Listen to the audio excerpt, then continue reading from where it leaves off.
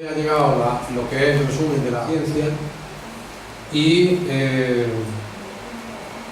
mi opinión, el exponente más representativo del marxismo, del comunismo de raíz marxista en España, ¿no? Que es, o fue, Manuel Sacristán Luzón.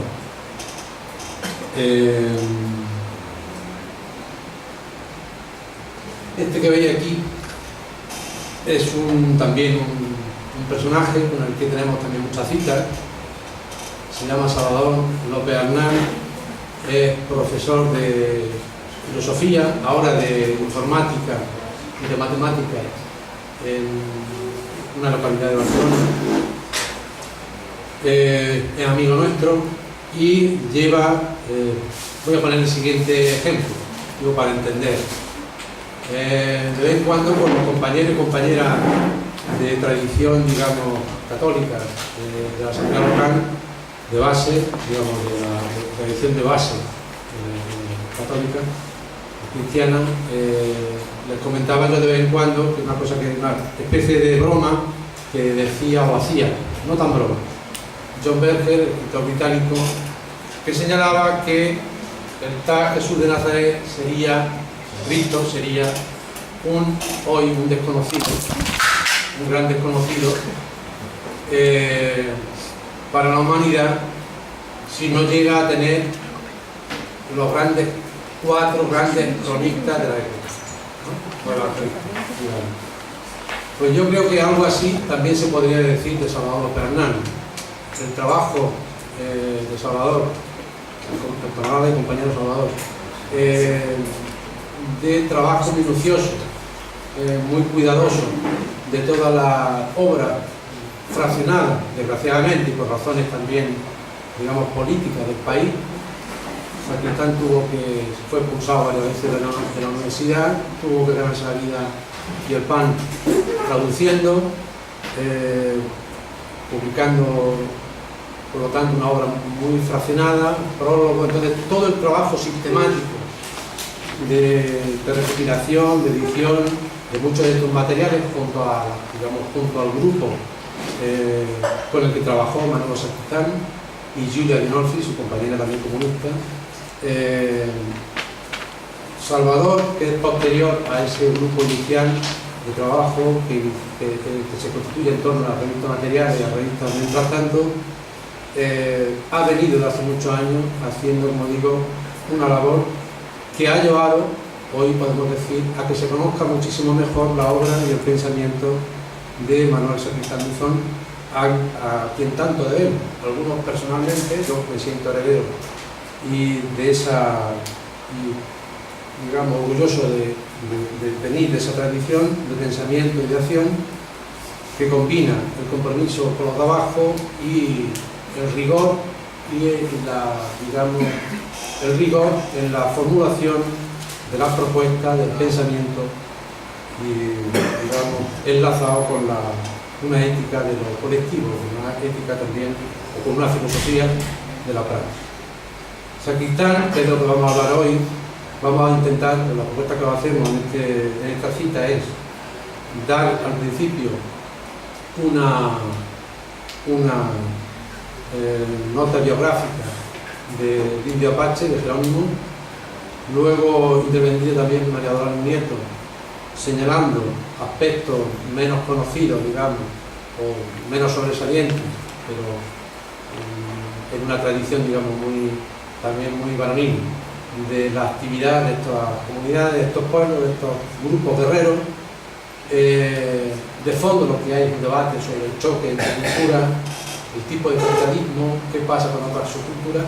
Creo que Sacristán, con la edición de esta obra en el 75, se puede decir que se anticipa en buena parte a lo que hoy es una novedad radical en el mundo, que es es decir, todos los movimientos indigenistas, digamos, que tras siglos han emergido, digamos, han roto con un silencio de historia y están hoy construyendo también muchas realidades en un mundo, ya digo, muy difícil también, pero que es una gran novedad en Bolivia, en Venezuela, en el mundo del continente. Una parte de digamos, una mirada crítica y autocrítica de la cultura occidental, de la cultura ilustrada, en relación con cómo nos comportamos, cómo se comportaron nuestros abuelos.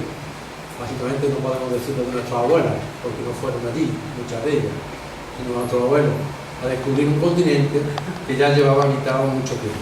Entonces, y por último, en la última parte, si os parece, lo que haríamos sería por qué Sacristán, en mediados de los años 70, le interesa traducir este libro y qué importancia tiene, cómo se ubica esta figura en el pensamiento de Sacristán.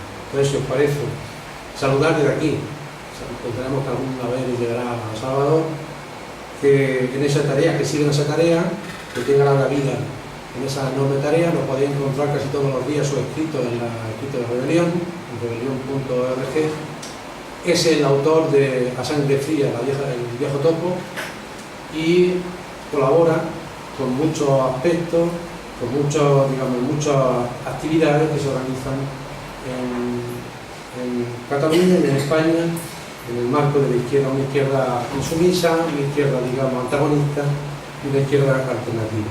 Por lo tanto, darle las gracias porque lo que vamos a usar es un texto de él, digamos, de resumen, de buena parte, de un texto que nos ha facilitado y que intentaremos, en la medida que podamos, editar como número de alguna de nuestras revistas como un monográfico. Lo tendréis. El texto lleva como título lo que aparece dando batallas que no se han perdido, y es un ejemplo para nosotros, para el futuro. Yo creo que Jerónimo también es un ejemplo de futuro, no de hoy solo. Es una cuestión de cultura antigua, si están vivas, si van, ¿por qué no? Es decir, no solamente esa cuestión, sino también mirando un poco al mundo que tenemos hoy, al mundo que vivimos en el futuro. Se puede aprender también mucho de ellos, de un tipo de comunidades, de pueblos indígenas, los apaches, chiricahuas, muy peculiares. Son muy peculiares en relación incluso a otros pueblos, como veremos con posterioridad. Entonces, yo le voy a pasar la palabra a Pablo Foche, que se encarga de todo el marco de la nota biográfica de Jerónimo.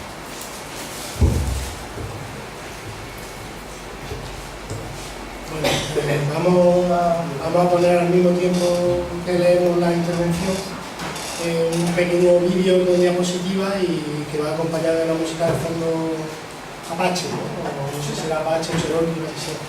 Y la vamos a poner porque así que, como en la intervención, yo soy como un medium de estos automáticos que transmite, ¿no? Que tengo el escrito y tengo lo que ver. Entonces la voy a leer simplemente, así vosotros estáis viendo la pantalla, no me estáis mirando el carito. Y además que el Apache lo tengo un poco oxidado, así que los nombres...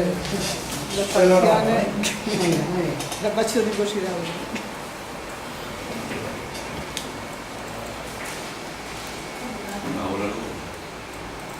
¿Habla para la se ve bien.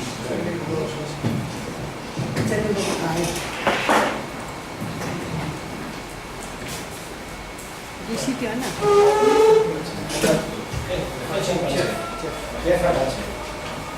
Bueno, Jerónimo nació el 16 de junio de 1829 en el cañón Novellón, en Arizona, y falleció el 17 de febrero de 1909. Vivió 80 años.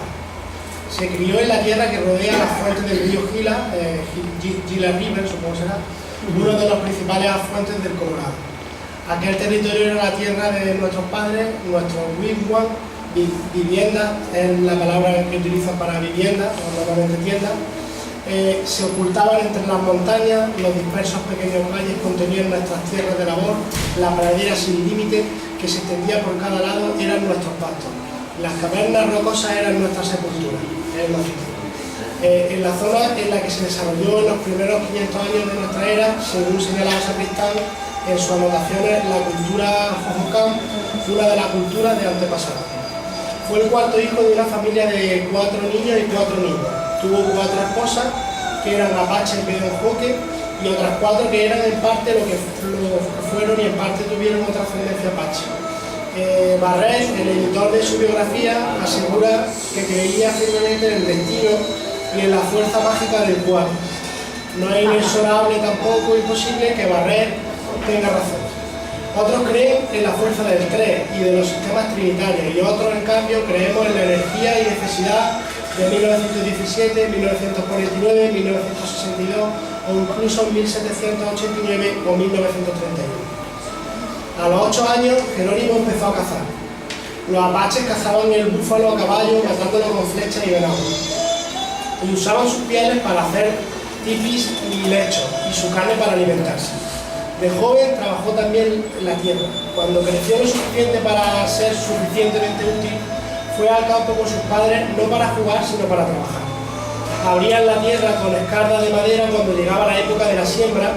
Sembrábamos el maíz en hileras derechas, los frijoles entre el maíz y la sandía y las calabazas irregularmente por todo el campo. Cultivábamos esas cosechas en la medida en que había falta. En 1846, a los 17 años, fue admitido en el Consejo de Guerreros de su tribu. Siendo ya miembro del Consejo, Jerónimo pudo andar con el sendero hermoso de la guerra en cuanto que presentara la ocasión. Esperaba servir pronto a mi gente en la batalla. Pero no fue esa su mayor alegría. Ahora me podía casar con Alope, la hermosa hija de Noposo. Era una muchacha delgada y delicada y habíamos sido amantes mucho tiempo. Él mismo había construido una casa para ellos cerca del tipi de su madre.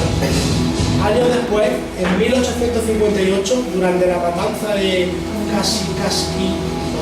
Casquillé, ordenada por el gobernador. Baja la boca, no sé yo. Baja un poquito, sí, vamos. Ya.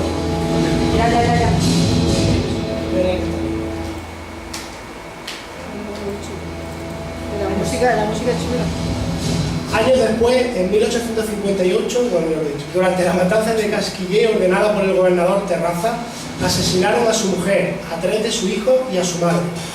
La masacre civilizada fue causa de que se pusiera al frente de las tribus apaches que atacaron el norte de México y diezmaron las tropas mexicanas que habían cometido la cobarde y criminal acción. Jerónimo lo explica así. Una tarde, ya a última hora, cuando volvíamos de la ciudad, nos salieron al encuentro unas pocas mujeres con niños y nos dijeron que tropas mexicanas de alguna otra ciudad habían atacado nuestro campamento, matado a todos los guerreros de la guardia, capturado a todos nuestros caballos, destruido nuestras reservas de víveres y matado a muchas mujeres y muchos niños. Nos separamos rápidamente, escondiéndonos lo mejor que pudimos hasta que cerró del todo la noche. Entonces nos reunimos en la asamblea en el lugar que teníamos previsto, una zona de matorral muy espeso junto al río. Llegamos cautelosamente uno por uno, colocamos centinelas y una vez hicimos el recuento descubrí que mi anciana madre, mi joven esposa y mis 3 hijos estaban entre los muertos. No habíamos encendido ninguna luz en el campamento, de modo que, sin que los demás se dieran cuenta, me fui. Estuvo mucho rato de pie junto al río. Tras el asesinato de Mangas Coloradas por el general West, en el reconocimiento subsiguiente de la guerrilla apache, destacó ya Victorio, apache Chingengue, junto Chinchen, bueno, no sé. Chetén. Claro, si pone Chetén, pues, junto con Cochise, apache Choconé, Chiricahua. Cuenta el propio Jerónimo que su tribu nunca tuvo dificultades con ellos. Victorio, su jefe, fue siempre su amigo. La tribu de Cochise tuvo siempre las mejores relaciones con nosotros. A menudo estábamos juntos en el campamento y en la caza. Un hijo de Cochise, Naiche, fue su hermano de armas y más tarde compañero de cautiverio.